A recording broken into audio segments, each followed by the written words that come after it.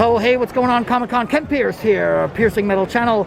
We are at the return of New York Comic-Con 2021 at the Javits Center. We're here with good friends of ours, Fat Guy Inc., Brendan, and Pete. And they're going to just tell us a little bit about what they're doing here and what's going on. Give it to me. Thank you all so much. We're here at New York Comic-Con, booth 1866, right across from the chocolate and the fudge, because Fat Guy Inc., that's where we need to be. But we got all sorts of fun things for you. We have our mini canvases, Brendan's speciality over here. I have paintings too. We have all our drawings. You can see the walls behind us, all sorts of things. I'm doing commissions all weekend long for you. And if we come over on this side, we have a rack full of the hottest indie comics you've ever seen. First and foremost, Naked Cannibal Campers. That's the book I'm on. I've done some work for them.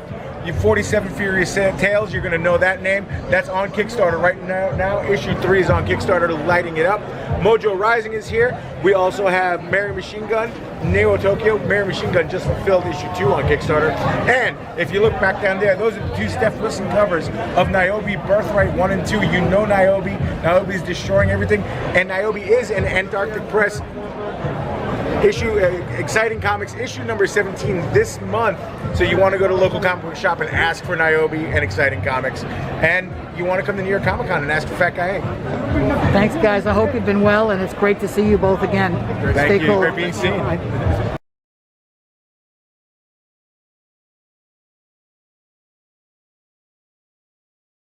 it okay to do it without my mask?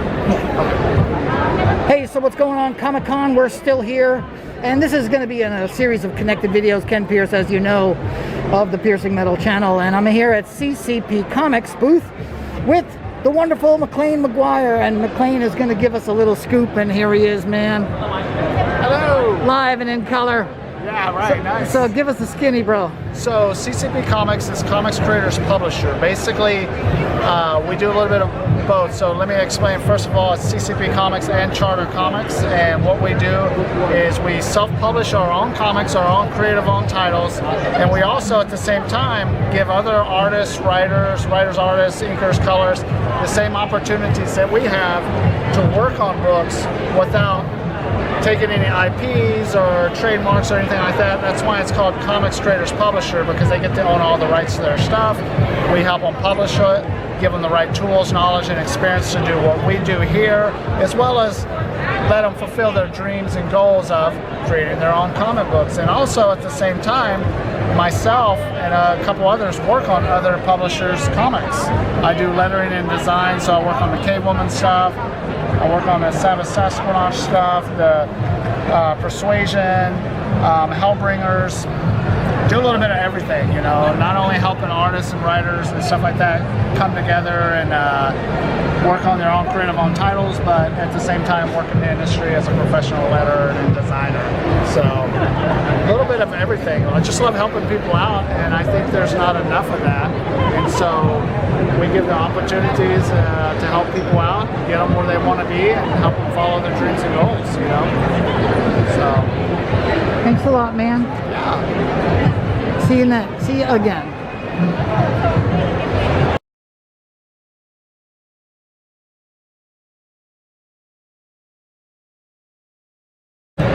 Hey, what's going on, New York Comic-Con? Ken back with the fine folks at Smart Pop. And Heather is going to tell us just what the heck it all is. So come on, Heather, say hello. Hello, welcome. And give us the skinny. So Smart Pop is a pop culture book publisher. We do licensed and original works on all kinds of different properties, as you can tell. So we've got a little something for everybody, depending on what your geek preference is.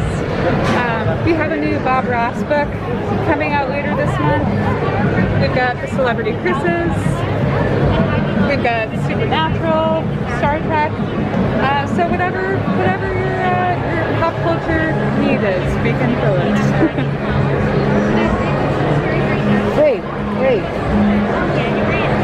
Anything else? Or now what's this life lessons from pop culture? Yeah, this is like Eat, Pray, Love, but for geeks.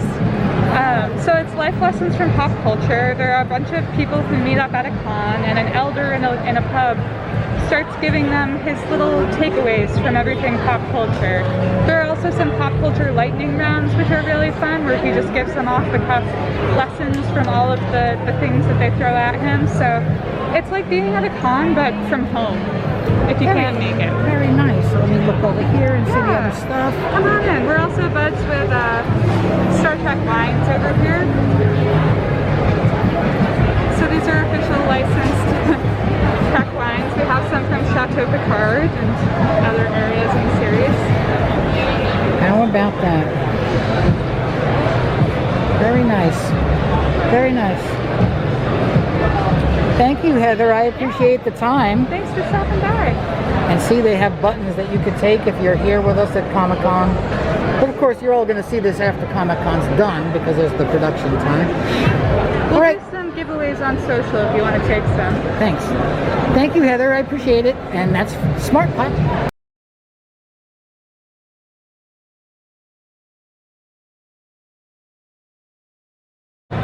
Hey, back again with another video, and we are here, as I said, New York Comic Con 2021.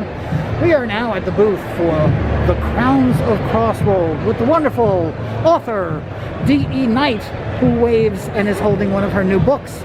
And she's going to tell us all about it and the other stuff, and we're going to point the camera down because she said she does not like the camera stuff. And she's laughing behind the mask. So talk to us, D.E. So this is my middle grade fantasy series about a girl named Ivy Lovely. She's been hidden behind an enchanted boundary for 16 years, and when she crosses the border, her powers suddenly awaken, and she's swept away to school magic where there's an evil queen after Ivy's power. So there are 3 books in the series right now, and the 4th book comes out in January. There's a magical circus, there's bottles like this one that transport you to places of your imagination.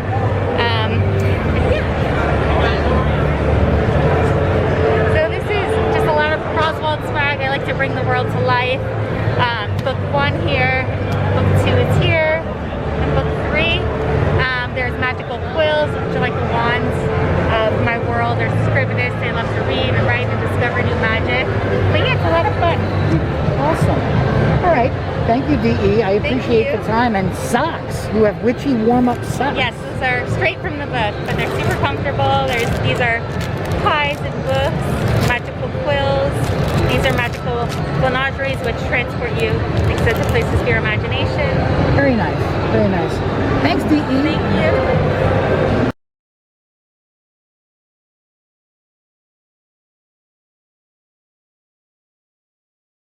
Hey, what's going on? Continuing the fun at New York Comic Con. We're at Stranger Comics booth with the wonderful Justin Estrada, who's right there. And he's going to give us the pitch while we look around at all the books. Yeah. So talk to me, Justin.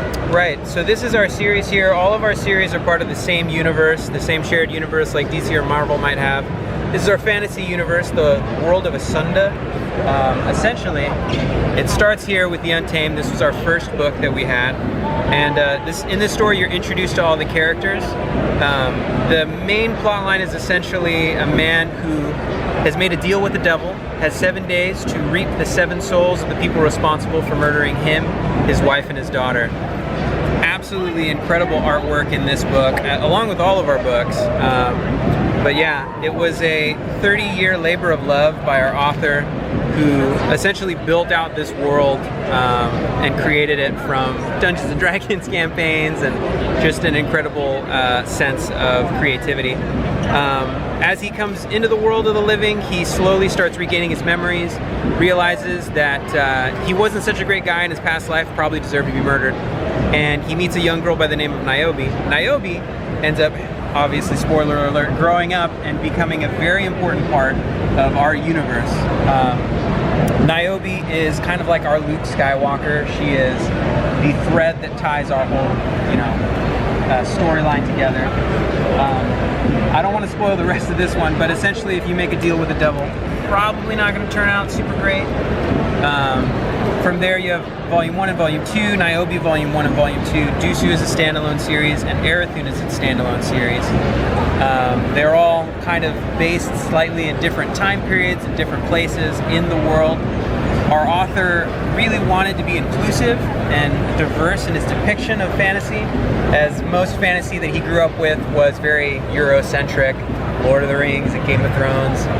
So we have things like Asian dwarves and black elves, and people can look to our fantasy series and see themselves in it. So we're very excited about that. We partner with a lot of different types of artists and a lot of different types of talents to make it happen. Yeah. Fantastic. What's on this side? Sure. Yeah, we brought with us a lot of different variants.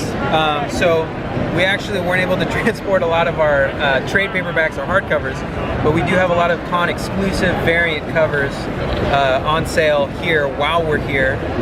People have been really excited about that, specifically because we got a HBO deal where they're going to make our whole series into a live action series.